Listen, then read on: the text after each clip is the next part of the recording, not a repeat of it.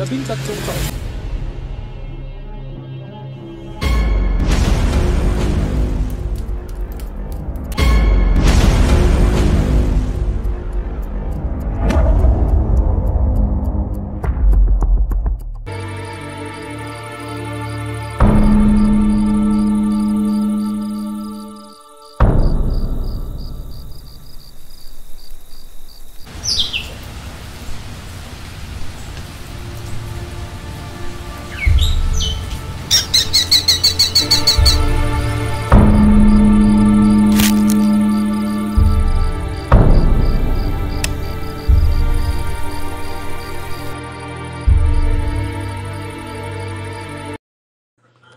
Pauwi na sana si Basilio nang may nakita siyang liwanag sa gitna ng mga puno.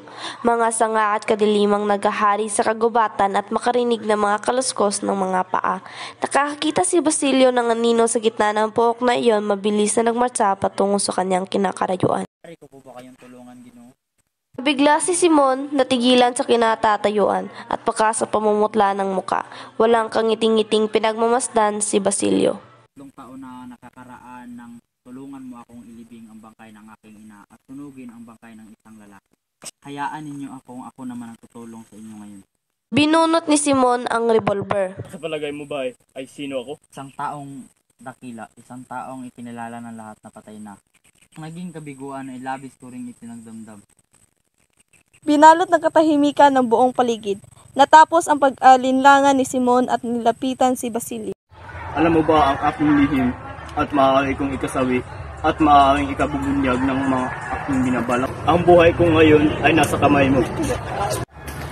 Maaari kitang patayin dahil dito alang-alang sa dakila kong layunin. May sandata ako at ikaw ay wala. Iyong kamatayan sa kagubatan, ito ay maaaring ibintang sa mga tulisan. Dahil walang nakakaalam sa aking pagpahirito. Subalit pababayaan na kitang mabuhay at inaasahan kong hindi ko iyon pagsisihan. Batid ko ikaw ay naghirap at nagpatiyagang tulad ko. Katulad mo na may pautang ka rin dapat singilin sa bayan. Ito ay buhay ng iyong kapatid at ang nabaliw mong ina. Pareho tayong inusig at ginawang salarin ng lipunan ito. Nabibilang tayo sa mga taong kailangan bigyan ng mga katarungan kaya't nagpasya ako sa halip na ikaw ay mapahamak. Mas mabuting tayo ay magtulungan na lamang.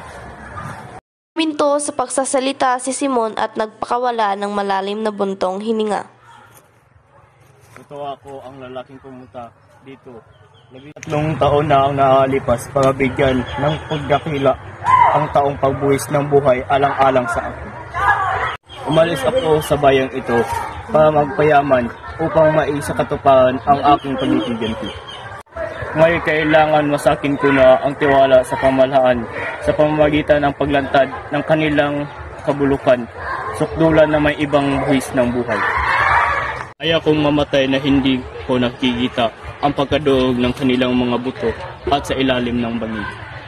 Matinding kilabot ang naramdaman ni Basilio sa mga pahayag ni Simon. Sa pamamagitan ng paanyaya ay nakabalik ako sa lupain ito bilang isang mangangalak. Dahil sa kayamanan ay naging tanyag ako at iba't ibang uri ng kasakiman at pagbabalat kayo ang aking nasaksiyan. Hinahadlangan ko ng iba't ibang pangangalakal upang lalo maghirap ang mga tao. Naudyukan ko ang paniligalig at pangangamkam upang walang sulingan ang mga tao maliban sa kaisipan silang maghihimagsi. Ngunit kayong mga kabataan ngayon ay walang ginagawa kundi ang purihin ang mga Kastila.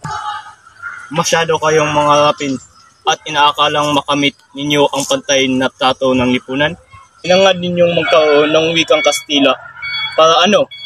Para kayo higit na malito at hindi maintindihan? Hindi lamang para sa malapit tayo sa pamahalaan, kundi hinahangad nating magkaisa ang bawat pulo. Isang malaking kamalian, kaya dali ninyong malinlang ang mga times ng mga pangako.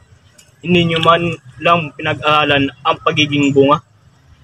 Kailanman ay hindi nagiging wikang pangbansa ang wikang Kastila sapagkat iyan ang hindi kayang Kastila ng tao. Ang mga Polonia ay tumatanggi gamit ang wikang Ruso habang nasa ilalim ng kamangyarihan ng Russia. Ang mga Pranses ay pinagbabawal gamitin ang wika nila habang nasasakop ng bansang Armenia. Samantalang kayo'y kusang nagpapasok ng kasama ng wikang nagtataguyod sa isang kabansaan. Ang wika ay ang diwa ng bayan, ay habang ang kinang bayan ang kanyang sariling wika, ay taglay niya akong sariling pang-isip. Nasaksihan ko ang ginagawang pagtataguyod ng mga kabataan at ilang gabi akong hindi pinatahimik. Pinag-isipan ko kayong kausapin at himukin. May pagkakataong nais ko kayong patayin. Iyan ang dahilan kung bakit kita bubuhayin, Basilio. Kailangan ko ng tulong mo. Gamitin mo ang iyong talino at lakas upang ituwid ang nalilihis nilang landas. Kailangang maituwid ang hangarin ng mga Kastila, ng mga kabataan, ang paghahangad ng pantay-pantay na karapatan, mauwi lamang sa hamak na paggagaya at kawain ng pag-asa. Salamat sa iyong pagtitiwala, Ginoo. Hindi ako taong politiko at ako ang lumagda sa kasulatan ng kahilingan para sa pagtataguyod ng wikang Kastila upang makatulong na higit pang mag-aaral. Nais ko lamang pong maging manggagamo at iyon ang tungkulin kung nais kong gampanan. Mapait na ngumiti si Simon. Mahigit pang nakaramdam ng isang manghihingalong lipunan. Darating ang panahon na kikilanin ang tanyag na doktor. Subalit higit sa dakilaan ang pagpapagaling ng mga malalang sakit ng bayan. Alalahanin mong walang kahulugan ang buhay ng walang katumbas na dakilang adhika. Ginoo, hindi ko ipagsisiwalang bahala ko ang inyong sinabi. Subalit pinili ko ang karunungan sa paglilingkod sa bayan. Hindi talino ang kabuluhan ng lahat. Yan po ang ninanais na makamit na sinumang maunlad na bansa upang maging makasangkapan sa pagtuklas ng tunay na kaligayahan. Walang katapusan ang karunungan, maaaring matuklasan na siya ang maaaring magamot sa sangkatauhan na lalong naganap sa daigdig. Lalong pumait ang ngiti ni Simon. Magagawa, wala akong salapi, wala akong pangalan. Magyayari lamang sa akin ang nangyayari sa kanila. Halimbawa, tulungan kita. May mangyayari pa ba kung sakaling makapagsinanti ako? Mabubuhay kaya mas hibla ng buhok ng aking ina at kapatid? Sa gagawin ko ay posibleng marami pang madamay. Maaari mong maiwasan ang nangyari sa iba't at nagawa mong bigyan ng katarungan ang sinapit ng ating mahal na sa buhay. Ang pagpaubaya ay hindi isang kabutihan ng loob. Sa halip, ang natutulak ng kasamaan para sa iba.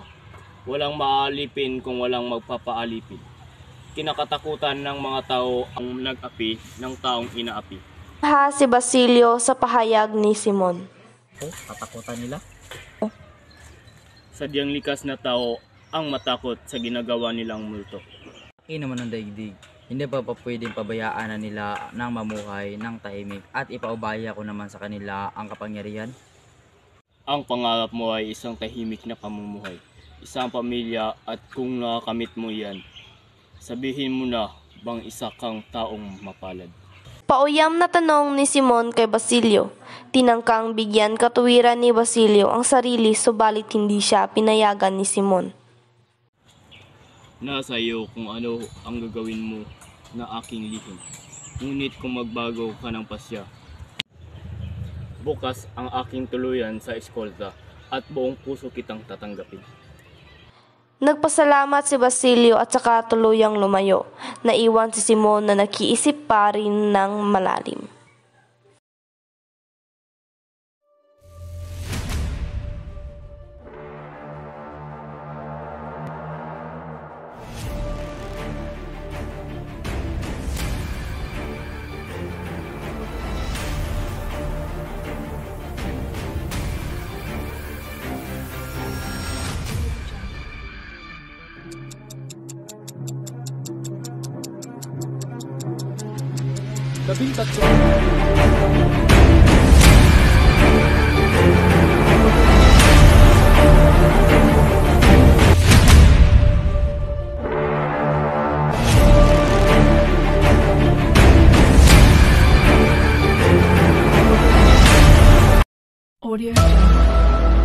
Madilim pa ang paligid pero nagtitilaukan na ang mga manok.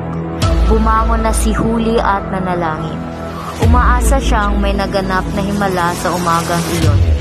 Subalit walang himalang naganap dahil wala siyang nakitang 250 piso sa ilalim ng paanan ng mahal na berhen. Natutulog pa si Tandang Selo at bago tuluyang umalis ay gumawa muna siya ng salabat para sa matandang lalaki. Pilit pinasaya ni Huli ang sarili sa paniniwalang maaari naman niyang madalaw ng madalas si Tandang Selo at inaliw siya ng pangako ni Basti. Nakapanya ang kanyang langit at inalikan ngunit nadali ng ulit sa langit na mamamaw. Galing sa isang kitungin ang langit na ito na may esmeralda at brilyante. Natakot siya baka hindi makapag-asawa sakaling mahawa siya ng langit. Tuluyang sumikat ang araw at nagliwanag ang buong paligid. Nakita niya si Tandang Selo sa isang sulok na nakatingin sa kanyang ginagawa. Dala ang tampipi ay nilapitan ni Huli si Tandang Selo at saka nagmano. Tahimik lang ang matandang lalaki nang bindisyonan siya. Kagabi ni Ama, pag-isabi ko natuloy na ako sa pagpasok sa school. Tanong ko magsalita ng Kastila ang aking kamo. Tiyak-tiyak matuto ako sa mulat. Luha sa mga mata ng matandang lalaki at nagmamadali na ang binitbit ni Huli ang kanyang tampipi. Nagmamadali siyang nanaog ng bahay at nang lingunin niya ang kanilang tahanan ay tila naglaho ang lahat ng pangarap na hinubig mula sa kamusmusan hanggang sa pagdadalaga. Tuluyang naglaho ang kanyang sigla at umagos ang luha sa kanyang pisngi. Napaupo siya sa isang puno na nabuwal at doon siya nanagis. Matagal nang nakalis si Huli at mataas na ang araw nang dumungaw si Tandang Selo sa may bintana para panuorin ang mga taong nakabihis na dadalo ng Misa Mayor. Nakita ni Tandang Selo ang mga kaibigan na dumaan sa harap ng bahay at labis niyang ikinalungkot dahil hindi man lang siya nakapagbigay ng anumang aginaldo, lalo na sa kanyang apong si Huli. Ni hindi rin siya nagawang batiin man lang ng apo. Dinalaw siya ng ilang kamag-anak na may kasamang mga anak. Laking gulat ni Tandang Selo na hindi na siya Napipina! Napipina! At lumikha ang sigaw na iyon ng isang tiyak na kaguluhan. Ang matanda! Napipina! Laking gulat ni Tandang Selo na hindi na siya makapagsalita at wala na siyang masabing anuman.